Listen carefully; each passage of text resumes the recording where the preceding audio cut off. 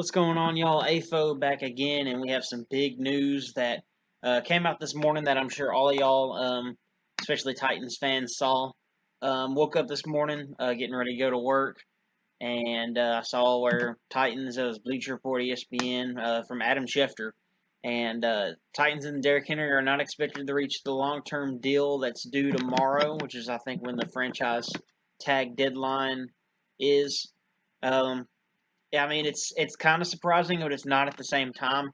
We don't know how everything's going with all Corona going on and the shelf life of a running back. You can't really expect a running back to compete for a long time.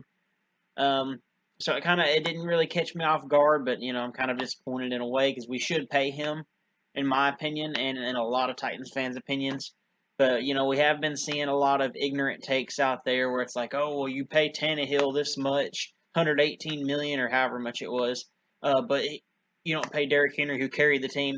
One, they didn't watch when Tannehill invigorated the offense, which opened lanes for Henry. It goes both ways, but that's besides the point. But this is from Music City Miracles, talking about the what Adam Schefter said by Jimmy Morris.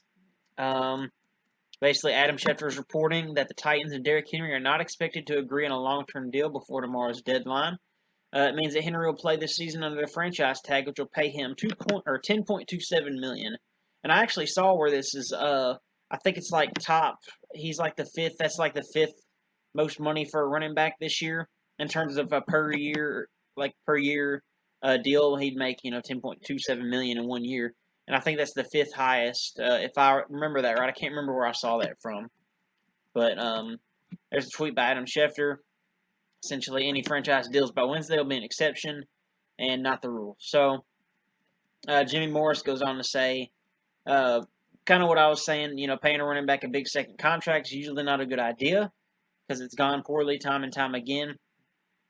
And, to piggyback off that, you can, like nowadays, it's getting, I wouldn't say easier to pick a running back in the later rounds, but it's becoming more and more common to where running backs can be replaceable. They're like a revolving door.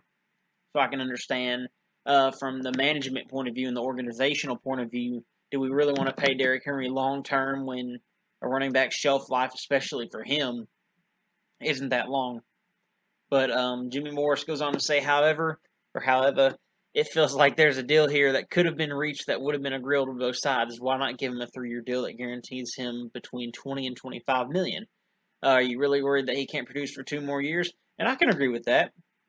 I can certainly agree, but he also goes on to say, with that being said, we don't know how the negotiations went. Maybe they offered him something like that and he turned it down.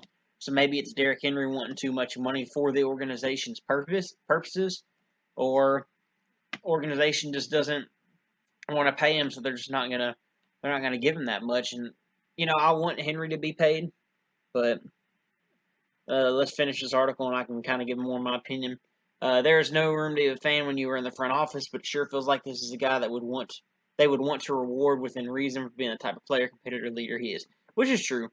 I mean, he's easily top 3 running back in the NFL, maybe 2. I mean, honestly, I want to put him at number 1. But Christian McCaffrey's does literally everything, so he's definitely top 2 in my opinion. So he's worth the money, and I think we should pay him. But that coincides with the whole Clowney debate, and do we need to pay Clowney? Obviously, first off, we need to pay Henry before we ever get Clowney. That's a done deal. You can't let Henry go away like that. And if we have the franchise tag him, then so be it. That means we can possibly get Clowney, and that's even if we play this year. Honestly, I don't know how all that's going to work if we don't even play in an NFL season because of COVID. And that's also ruining negotiations with Clowney and with other possible free agents, and possibly even with Henry right now. It's like if we miss a season and we're going to pay you for 3 or 4 more years, that's another year wasted. Running back shelf life is usually about 20, 29, 30 years old, something like that. So it's pretty hard as a fan to know what's going on and what to expect. But obviously, we want him to get paid. I want him to get paid. But that's just how NFL's business. That's just how it works. But yeah, sorry for the lack of videos. Nothing much has been going on really. There's not really any sports on, you know. So I really hope we can get our podcast back going up. Been all been kind of busy and stuff like that, and we can keep doing predictions and whatnot. But if y'all like this video, just please comment, rate, subscribe.